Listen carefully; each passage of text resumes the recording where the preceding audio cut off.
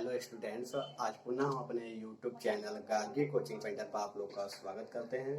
और आज के टॉपिक्स में हम आपको क्लास 10 मतलब कक्षा 10 की गणित मतलब मैथ का पहला चैप्टर वास्तविक संख्या पढ़ाऊंगा।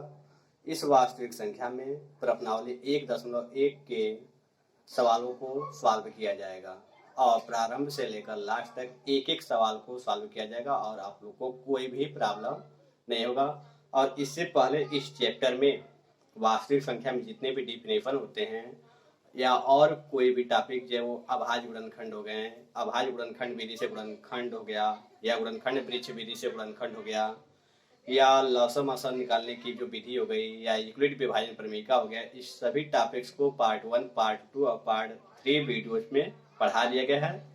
तो इससे पहले आप लोग उस वीडियोज को देख लीजिएगा जिससे यह आगे प्रश्नावली 1.1 के सभी सवाल को लगाते समय आप लोग को कोई भी प्रॉब्लम न आए। तो चलते हैं हम अपने टॉपिक्स पर। आज का टॉपिक्स है प्रश्नावली 1.1 अर्थात चैप्टर का नाम है वास्तविक संख्या जिसे रियल नंबर कहते हैं और यह कक्षा 10 की मैथ है। और यह जितनी जो मैथ को सॉल्यूशन दिया जाएगा वह एनसीईआरटी दिया जाएगा, मतलब आप लोग का एनसीईआरटी बुक के हिसाब से पढ़ाया जाएगा। एनसीईआरटी बुक के हिसाब से पढ़ाया जाएगा। और यदि आप लोग कोई और बुक को रिपीट करते हैं, दोहराते हैं, कोई प्रॉब्लम आता है उन सभी सवालों में, तो आप लोग हमारे Telegram channel Gargi coaching centre मतलब हमारे यूट्यूब चैनल का जो नाम है उसी नाम से टेलीग्राम चैनल भी चलता है, तो उसमें आप लोग कनेक्ट हो जाएंगे, जुड़ जाएंगे। और जुड़ने के बाद उसमें जो भी क्वेश्चन फंसेगा उसका फोटो क्लिक कर हमारे पर सेंड कर देंगे तो उसका तुरंत रिप्लाई कर दिया जाएगा। तो चलते हैं अपने टॉपिक्स पर। बोला गया कि निम्नलिखित संख्याओं का एचसीएफ का मतलब होता है हिंदी में मौसा। एचसीएफ को हिंदी में क्या कहते हैं? मौसा कहते हैं। निम्नलिखित संख्याओं का एचसीएफ मतलब मौसा ज्ञात करने के लिए यूक्लिड विभाजन एल्गोरिथम का प्रयोग कीजिए। हमको इन सभी संख्याओं का क्या ज्ञात करना है? मौसा ज्ञात करना है। तो इससे पहले वाले वीडियोज में आप लोग को मौसा सिखा दिया गया था, फिर भी हम इस वीडियोज में भी आप लोग को मौसा सिखा देते हैं। लेकिन यह जो मौसा लगाया जाएगा क्लास 5 to 8 बेसिक मेथड से नहीं लगाया जाएगा, जो कक्षा 5 से 8 तक लगाया जाता है।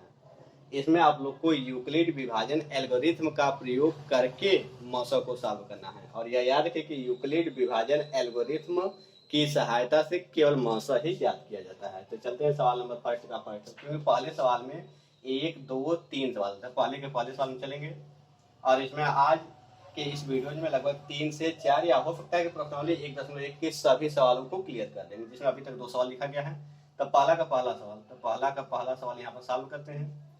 थोड़ा मार्कर चेंज कर लेते हैं क्योंकि मार्कर देख रहे हैं कि थोड़ा सा बहुत ही मोटा चल रहा है। तो पहला का पहला में देखिए 135 और 225 का हमको मौसा निकालना है। किस विधि से? यूक्लिड विभाजन एल्गोरिथम विधि से। तो इस विधि में करते क्या है, सबसे पहले बड़ी संख्या को आगे लिख लिया जाता है और छोटी संख्या को पीछे लिख लिया जाता है। इंडिकेट कर दिया जाता है कौन बड़ी है कौन छोटी है। बड़ी और छोटी के रूप में इंडिकेट कर देंगे, दर्शा देंगे। और दर्शाने के बाद जो बड़ी संख्या है उसको ए मान लिया जाता है और छोटी संख्या को बी मान लिया जाता है। माना ए बराबर 225 तथा बी बराबर होता है 135। और ए जो होता है भाज्य होता है। ए जो होता है वो भाज्य मतलब जिसमें भागा दिया जाता है, और बी जो होता है वो भाजक होता है मतलब जिससे भागा दिया जाता है। 135 से भागा दिया जाएगा मतलब यह भाजक है, और 225 में भागा दिया जाएगा इसका मतलब यह भाज्य है।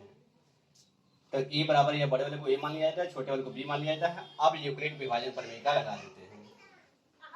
यूक्लिड विभाजन एल्गोरिथम पूरा विधि है और इसमें जो बीच बीच में स्टेप लगाया जाएगा वह यूक्लिड विभाजन प्रमेयिका है। तो यूक्लिड विभाजन प्रमेयिका लगाने को यूक्लिड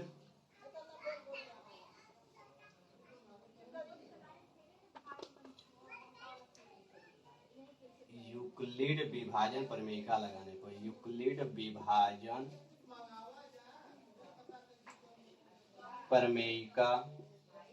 विभाजन प्रमेयिका लगाने पर तो देखिए कैसे लगाता है। तो यूक्लिड विभाजन प्रमेयिका आपका होता है ए बराबर बी क्यू प्लस आर होता है, जहां आर जो होता है, जहां आर जो होता है, यह याद रखिए कि आर का मान जो होता है 0 से बड़ा होगा या तो बराबर होगा, परंतु इस बी से छोटा होता है। बी मतलब जिससे भागा दिया जाता है, और आर यहाँ क्या है, आर से स्मॉल होता है। तो करते क्या है, तो लगाते हैं हम लोग यूक्लिड विभाजन प्रमेय। तो सबसे पहले 225 को भाज्य की जगह पर लिखेंगे, जो अंदर होता है उसे भाज्य कहते हैं, आप लोग जानते हैं, और 135 को भाजक की जगह पर लिखेंगे और भागा देंगे, और इसी को ए बराबर बी क्यू प्लस आर के रूप में यहाँ लिखा जाएगा। तो भागा देने के बाद तो एक बार जाएगा, क्योंकि 2 बार में आपका हो जाएगा 270 हो जाएगा, एक ही बार जाएगा तो हो जाएगा 135। तो घटाएंगे तो 5 में से 5 जाएगा 0, और एक हाथ में तो हो जाएगा 12, 12 में से 3 जाएगा आपका 9 बचेगा, और यहाँ आपका क्रॉस हो जाएगा। तो अब इसी को कैसे लिखते हैं, तो जो अंदर होता है उसको बाहर लिख लेते हैं 225, और बी की जब यहाँ वाला होता है, मतलब अंदर वाले को यहाँ बाहर लिखते हैं, फिर यहाँ वाले को लिखते हैं, फिर यहाँ वाले को लिखते हैं, फिर यहाँ वाले को लिखते हैं। ये याद रखिए कैसे कैसे लिखते हैं, देख लीजिए। 135 और इसका गुणा 1 करते हैं और प्लस 90, और इसके बारे में आप लोग जानते हैं कि इसका गुणा करके इसको जोड़ते हैं, इसके बराबर आता है, इसलिए इसके रूप में लिख लिया गया। और यहाँ जो होता है या ए होता है, देख लीजिए, ए मतलब जिसमें भागा दिया जा रहा है, मतलब भाज्य, और बी जो होता है वो क्या होता है, भाजक होता है, और क्यू क्या होता है, भागफल, मतलब जितना बार गया रहता है, और आर क्या होता है, जो शेषफल बचा होता है। यह सभी पार्ट 1 या पार्ट 2 में पढ़ा दिया गया है। फिर भी इसको अच्छी तरह से एक बार और समझा देने का आप लोग को कोई प्रॉब्लम ना आए। तो अब क्या करते हैं, यहाँ देखते हैं कि यहाँ जो आर मतलब शेषफल है, जो आर है रिमाइंडर मतलब शेषफल जो है वह 0 आ जाएगा, तो वहीं पर आपका मौसा हो जाएगा, यही मौसा हो जाएगा। यहाँ जो बी के स्थान पर दिखाई देगा वही मौसा हो जाएगा। कब, जब आर का मान 0 हो जाएगा तब। लेकिन यदि आर का मान 0 नहीं होगा तब यही प्रोसेस आगे भी बढ़ाते रहेंगे। तो यहाँ लिखेंगे कि आर का मान 0 नहीं है, चूंकि आर नॉट इक्वल टू 0, मतलब कि इसको हिंदी में भी लिख सकते हैं कि शेषफल 0 नहीं है। जब शेषफल 0 नहीं है तो इसलिए अब यह जो बी की जगह पर है और आर की जगह पर, इन दोनों में पुनः यूक्लिड विभाजन प्रमेय लगाएंगे, लिखेंगे। इसलिए 135 और 90 जो बी की जगह पर रहेगा और जो आर की जगह पर रहेगा, 135 और 90 में पुनः यूक्लिड विभाजन प्रमेय लगाने पर, पुनः यूक्लिड विभाजन प्रमेय लगाने पर, यूक्लिड विभाजन प्रमेय लगाने पर अब कैसे लगाते हैं, तो अब 135 अंदर रहेगा, 135 अंदर रहेगा और 90 बाहर रहेगा। 2 बार ले जाएंगे तो बड़ा हो जाएगा, तो इसका मतलब एक ही बार जाएगा, तो 90 कम 90 हो जाएगा, आपका 45 बचेगा। तो यहाँ अब इसको इस रूप में लिखना है, ए बराबर बी क्यू प्लस आर के रूप में। कैसे लिखते हैं, 135 अंदर वाले को बाहर लिखते हैं, फिर 90 लिखेंगे यहाँ वाले को, फिर गुणे यहाँ लिखते हैं, और प्लस क्या हो जाएगा आपका 45। यहाँ लिखेंगे चूंकि आर नॉट इक्वल टू 0, यहाँ भी आर का मान 0 नहीं है, तो आर का मान 0 नहीं हुआ, तो इसका मतलब कि 90 और 45 को लेकर पुनः यूक्लिड विभाजन लगाएंगे। इसलिए 90 और 45, 90 और 45 में पुनः यूक्लिड विभाजन प्रमेय लगाने को, में पुनः यूक्लिड विभाजन प्रमेय लगाने का, पुनः यूक्लिड विभाजन प्रमेय का, यहाँ पर आप लोग को बहुत थोड़ा समझ नहीं आ रहा होगा, अब क्लियर हो गया। यूक्लिड विभाजन प्रमेय लगाने को, यूक्लिड विभाजन प्रमेय से या लगाने से या लगाने पर कुछ भी कर सकते हैं। तो 90 हो जाएगा, अब इसमें भागा देंगे किसका, 45 का, तो हो जाएगा 45 गुना के 90 हो जाएगा, तो यह क्रॉप हो जाएगा। इसका मतलब क्रॉप होने का मतलब शेषफल 0 आ गया। लिखेंगे 90 बराबर, अंदर वाले को पहले लिखते हैं, फिर इसका गुणा करके इसको जोड़ते हैं, तो 45 गुणे 2 और प्लस 0। तो यहाँ चूंकि आर बराबर 0 आ गया, आर का मान क्या आ गया, 0 आ गया। जब आर का मान 0 हो गया तो यही क्या हो जाएगा आपका, यहाँ जो बी के स्थान पर था वही मौसा हो जाता है, इसलिए 45 क्या हो जाएगा मौसा। लेकिन किसका, तो 135 और 225 का निकाल रहे हैं, इसलिए 135 और 225 का मौसा मतलब एचसीएफ, मौसा को एचसीएफ भी कहते हैं। 135 और 225 का मौसा बराबर हो जाएगा आपका कितना, तो यहाँ जो रहेगा वही मौसा होता है। कब, लेकिन जब शेषफल 0 हो जाएगा तब आर का मान 0 हो जाएगा तब। तो यहाँ पर 45 है, इसका मौसा क्या हो जाएगा, और 45। और जो मौसा आता है, चेक करना चाहते हैं कि मौसा सही के गलत है, तो इस मौसा क्या करेंगे, इन दोनों संख्या में भागा देंगे, यदि कट जाता है तो मौसा सही है, अन्यथा गलत हो जाएगा। तो 45 तिया सारे मतलब 45 तिया 135 पता 3 बार में कट जाएगा, और 45 5 बार में यह भी कट जाएगा, 5 5 25, 5 20 45 5 225, तो 5 बार में यह भी कट जाएगा।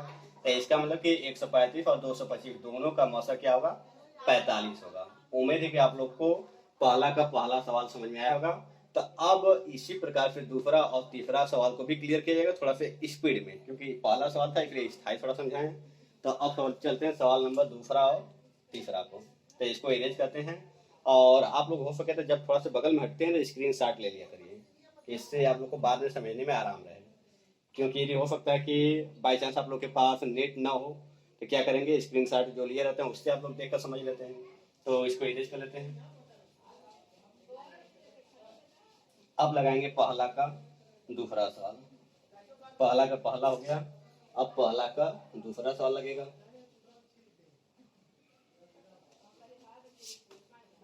पहला का दूसरा सवाल, तो देखिए पहला का दूसरा सवाल क्या है, 196 और 38,220 है। 196 और क्या है, 38,220। तो इसमें सबसे बड़ा कौन है, तो 38,220 बड़ा है, 38,220 बड़ा है किससे, 196 से। ये छोटा, इसको अंदर लीजिए। तब मान लेते हैं आप इसमें क्या मानते हैं, माना ए बराबर 38,220 और जो छोटा वाला रहता है उसे क्या कर लेते हैं, बी मान लेते हैं। बी बराबर 196, ए बराबर 38,220 और बी बराबर क्या हो जाएगा, 196। अब लगाएंगे यूक्लिड विभाजन प्रमेय का, लिखेंगे यूक्लिड विभाजन प्रमेय का लगाने को। तो यूक्लिड विभाजन प्रमेय का लगाने को, यहाँ पर म रहेगा, थोड़ा सा स्पीड में लिखने पर आप लोग को दिक्कत हो रहा होगा। यूक्लिड विभाजन प्रमेय का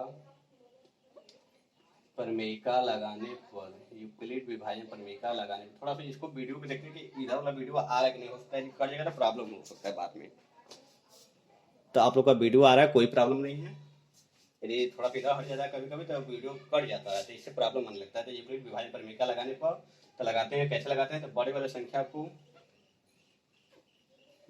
संख्या को बाहर मतलब अंदर कर लेते हैं और छोटे वाले संख्या को बाहर कर लेते हैं। तो 196 का भागा देंगे, तो 196 तो 2 बार शायद हमको लग रहा नहीं जाएगा, 2 बार में लगभग 400 के आसपास हो जाएगा, 4 और 4 8। हाँ, तो इससे बड़ा हो जाएगा 2 बार में, तो एक ही बार जाएगा। तो एक बार जाएगा तो एक बार में 196 ही आएगा। तो 12 में 6 जाएगा, आपका 6 बचेगा, 12 में 6 जाएगा, 6 बचेगा, यहाँ बचेगा आपका 7, एक हाथ में हो जाएगा 17। तो 17 में से 9 जाएगा आपका 8 बचेगा, और यहाँ बचेगा आपका 2, दोनों से एक जाएगा 1, आपका कितना बचा, 2। तो अब इसका भागा देंगे तो शायद आपका 9 बार में कट जाएगा, नहीं 9 बार में नहीं कटेगा, देखते हैं कब बार में कटता है। यहाँ पर लास्ट में 2 है, तो एक बार, 2 बार, 2 या 1 में 2 बार छोड़ा जाए तो यह लगभग 9 बार जाएगा। अपना चेक कर लीजिएगा, 9 बार चला जाना चाहिए, या 2 5 2 9 18, 2 9 18 इसके आसपास आ रहा है, तो 9 बार जाएगा। तो 9 का इसमें गुणा करके यहाँ लिख दीजिए। तो 9 6 का 54 के 4 80 लगा 5, 9 9 81 81 5 86 86 के 6 80 लगा 8, 9 1 9 8 17। देखिए ऊपर वाले से कम आया, इसका मतलब 9 बार चलाएगा, और 10 बार तो कभी ले ही नहीं जाएंगे।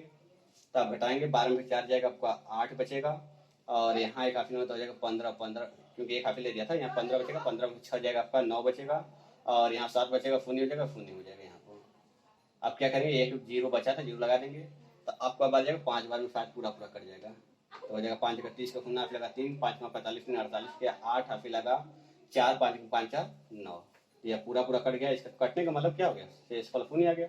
अब यहीं पर शेषफल शून्य हो गया, तो इसके आगे प्रोसेस बढ़ेगा ही नहीं। तो आप इसको कैसे लिखते हैं, तो इसलिए या इसको कैसे लिखते हैं, 38,220 जो अंदर होता है उसको बाहर लिखते हैं, फिर इसके बाद 195 इसको लिखते हैं, फिर इसका गुणा करते हैं तो 195 और प्लस शेषफल लिखते हैं। शेषफल क्या है, शून्य है, यही लिखेंगे। चूंकि r बराबर शून्य, r का मान शून्य हो गया, इसलिए आपका मौसा कितना है, तो यहाँ वाला जो संख्या रहता है वही मौसा हो जाता है। कब, जब यहाँ शेषफल शून्य हो जाता है तब। यदि शेषफल शून्य नहीं हुआ होता तो 195 और यहाँ वाला संख्या लेकर पुनः यह प्रोसेस करते हैं, जैसे पहले वाले फॉर्म में कर रहे थे।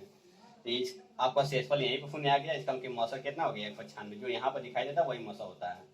और यहाँ पर लिख लेना अपना a बराबर बी क्यू प्लस आर से, a बराबर बी क्यू प्लस आर, यहाँ जो b का स्थान होता है वही मौसा होता है।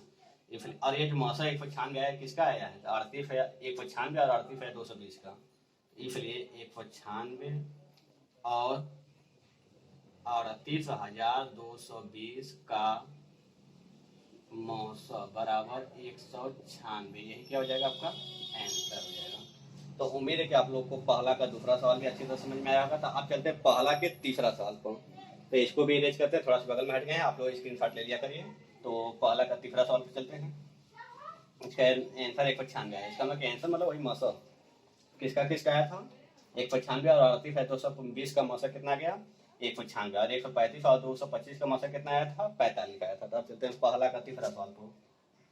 पहला का तीसरा सवाल क्या क्या संख्या है 867 और 255। इसमें सबसे बड़ा कौन है, जो बड़ा रहेगा उसको आगे लिख लीजिए। तो 867 बड़ा है, मतलब इज ग्रेटर देन 255, मतलब 867 बड़ा है किससे 255 से। तो माना ए बराबर 867 और बी बराबर क्या होगा 255। इन दोनों क्या लगाएंगे यूक्लिड विभाजन परमेका लगाएंगे। यहाँ लिखेंगे यूक्लिड विभाजन परमेका लगाने पर यूक्लिड विभाजन परमेका लगाने यूक्लिड विभाजन परमेका लगाने पर यूक्लिड विभाजन परमेका लगाने पर। तो यूक्लिड विभाजन परमेका क्या होता है ए बराबर बी क्यू प्लस आर होता है। और आर का मान जहाँ जो आर का मान होता है वह 0 से बड़ा या बराबर होता है परंतु बी से छोटा होता है।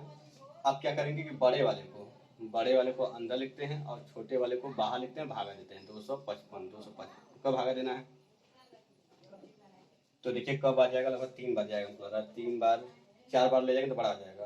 तो 3 बार जाएगा तो 3 हो जाएगा, 3 का गुणा करके यहाँ लिखेंगे 3 5 15 या 5 8 लगाए 3 5 15 16 फुलक 6 लगाए 3 6 7 फिर से गुणा कर लेते हैं 3 5 15 5 लगाए 3 5 15 फुलक 6 लगाए 3 6 7 आप घटाएंगे 7 में से 5 जाएगा आपका बचेगा 2, 6 में से 6 जाएगा आपका 0 बचेगा और 8 में से 7 जाएगा आपका 1 बचेगा।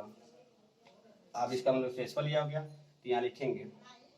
तो इसको कैसे लिखेंगे तो 867 अंदर लिख देंगे बराबर 255 गुणे 3 प्लस 102 लिख देंगे। यहाँ लिखेंगे चूंकि R not equal to 0, R का मान 0 नहीं आया इसलिए आर का मान 0 नहीं आया इसलिए आपका 255 और 102 जो बच गया यहाँ और यहाँ वाला जो बच गया, इसलिए 255 और यहाँ 255 यहाँ जो बचा है और यहाँ जो बचा है 255 और 102 में पुनः यूक्लिड विभाजन परमेका लगाने पर यूक्लिड विभाजन परमेका लगाने पर यूक्लिड विभाजन परमेका लगाने पर यहाँ पर नीचे नहीं दिखाई देगा इसलिए यहाँ लगा रहे हैं। तो क्या करेंगे यूक्लिड विभाजन परमेका लगाने पर तो बड़े वाले को अंदर लिखेंगे 255 और छोटे वाले को बाहर लिखेंगे 102। शायद 2 बार चला जाएगा तो 2 बार जाएगा तो हो जाएगा 204 बचेगा। तो यहाँ जब 5 में से 4 जाएगा आपका 1 बचेगा, 5 में से 0 जाएगा आपका 5 बचेगा और 2 में से 2 जाएगा 0 बचेगा। तो अब इसको ऐसे लिख दिया जाए 255 बराबर ए बराबर बी क्यू प्लस आर के रूप में लिख लिया जाए। तो इसका बड़ा होता है तो 102 गुणे 2 प्लस 51 बचेगा। यहाँ फिर लिखेंगे चूंकि R not equal to 0, R का मान 0 नहीं आया इसलिए अब इसमें और इसमें, इसलिए 102 और 51 में पुनः यूक्लिड विभाजन परमेका लगाने पर यूक्लिड विभाजन परमेका लगाने पर पुनः यूक्लिड विभाजन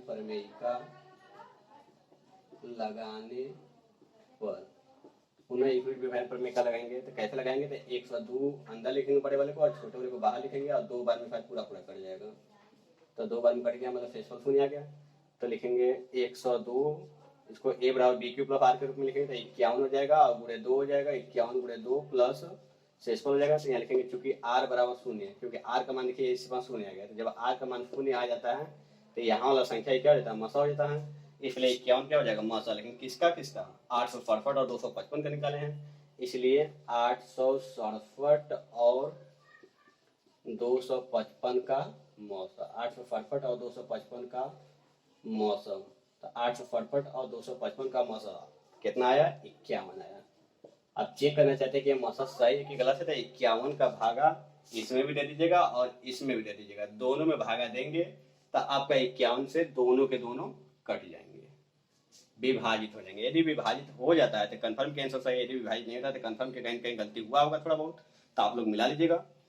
तो उम्मीद है कि आप लोग को पहला का तीसरा सवाल भी अच्छी तरह से समझ में आ गया। अर्थात यूक्लिड विभाजन प्रमेयिका लगाकर आप लोग यूक्लिड विभाजन एल्गोरिथम की सहायता से मौसक ज्ञात कर सकते हैं। और यह याद रखिएगा, यूक्लिड विभाजन एल्गोरिथम की विधि से केवल मौसक ही ज्ञात किया जाता है, लॉसर नहीं निकाला जा सकता।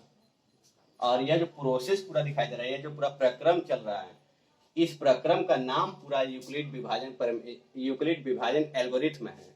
और जो बीच बीच में यह फार्मूला लगाए ए बराबर बी क्यू प्लस आर के रूप में, यह जो फार्मूला लगाया जा रहा है, तो यह यूक्लिड विभाजन प्रमेयिका है। और यह फार्मूला आप लोग को कहाँ से आया, कैसे आया है, तो यह पार्ट 1 में अच्छी तरह से बता दिया गया, पार्ट 1 या पार्ट 2 में। तो आप लोग देख लीजिए कि आप प्रश्नावली पहला पार्ट का चौथा वीडियो है, लेकिन प्रश्नावली 1.1 का देखा जाए तो यह पहला है। ठीक, तो अब चलते हैं सवाल नंबर दूसरे को। तो उम्मीद है कि आप लोग को यह अच्छी तरह समझ में आया होगा। तो इसको पुनः इरेज करते हैं। तो अब सवाल नंबर दूसरा लगाते हैं।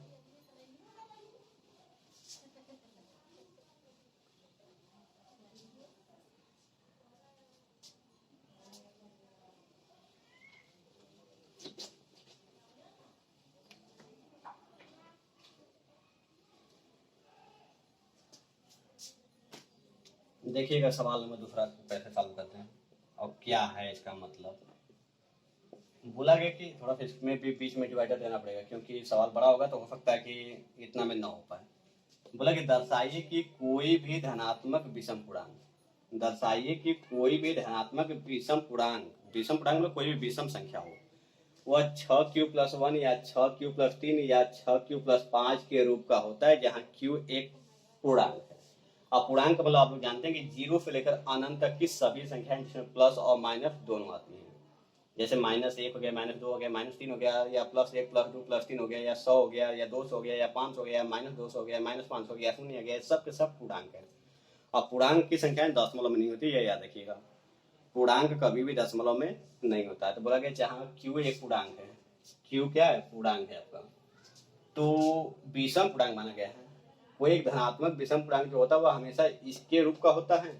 तो वास्तव में देखा है तो सबके सब विषम तो है, क्योंकि यह सबके सब 2 से नहीं कटेंगे, 2 से विभाजित नहीं होंगे, तो सबके सब विषम। लेकिन मैं ऐसे नहीं बता सकते, इसको सिद्ध करना पड़ेगा। तो कैसे सिद्ध करेंगे, तो देखिएगा कैसे सिद्ध करेंगे।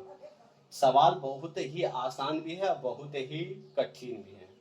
यदि आप लोग समझना चाहते हैं अच्छी तरह से, थोड़ा सा बस ध्यान दे दीजिए अच्छी तरह से, तो आप लोग को एक ही बार में समझ में आ जाएगा। और एक बार में यदि समझ में आ गया तो वह हमेशा के लिए माइंड में स्थायी हो जाएगा। और यदि आप लोग थोड़ा सा भी समझते समय लापरवाही किए तो बहुत ही प्रॉब्लम होगा। हो सकता है दूसरा या तीसरा बार भी देख लेंगे तो भी नहीं समझ में आएगा। तो हो सके तो पहले बार में ही समझने का पूरा प्रयास कीजिए।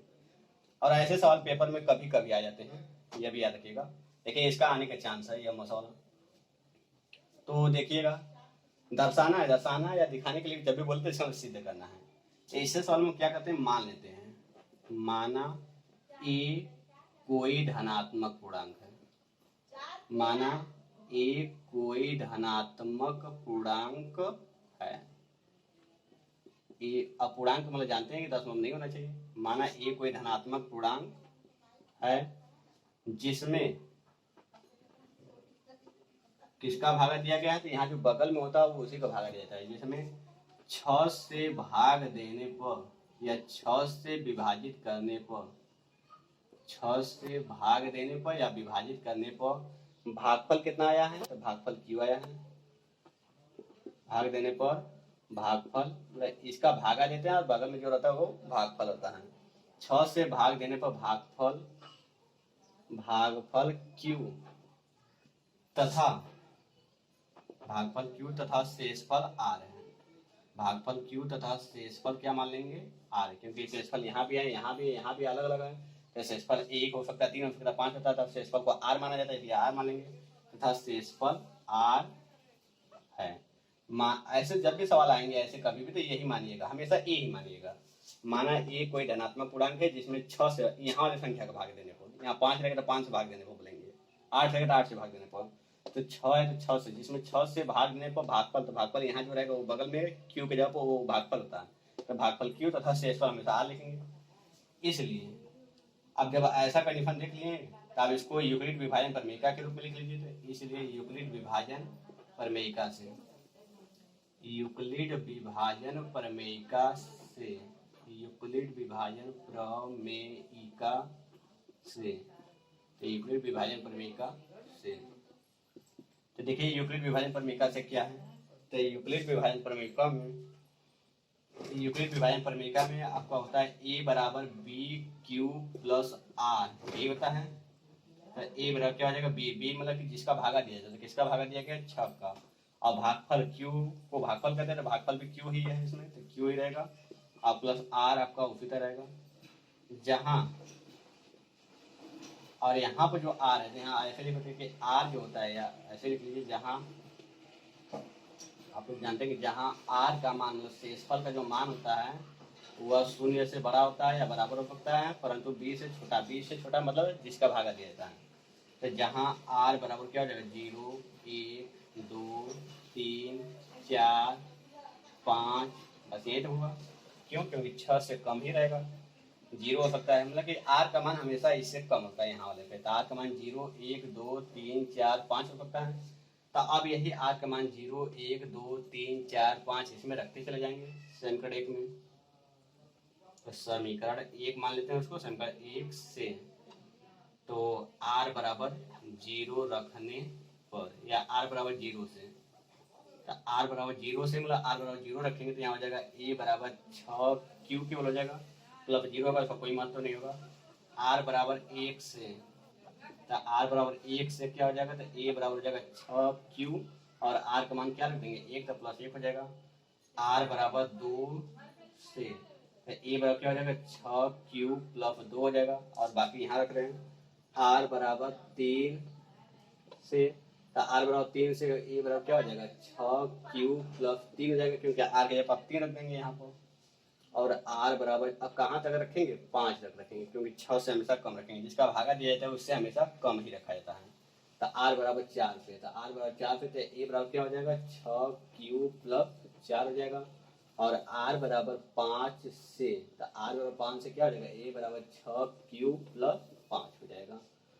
तो इसमें देखिए आपका यहाँ वाला संख्या और यहाँ वाला संख्या और यहाँ वाला संख्या सब के सब 2 से विभाजित है, क्योंकि यह 2 3 6 और 2 3 6 तो एकम 2 कर जा रहा है 2 से, और 2 3 6 2 दूना के 4 है।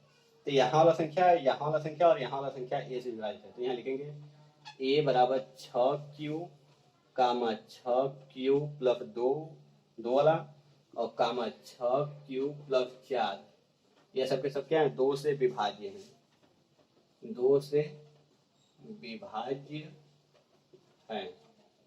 इसलिए 6 क्यू प्लस 2 और 6 क्यू प्लस 4 सम संख्या है, सम संख्या है, सम संख्या है।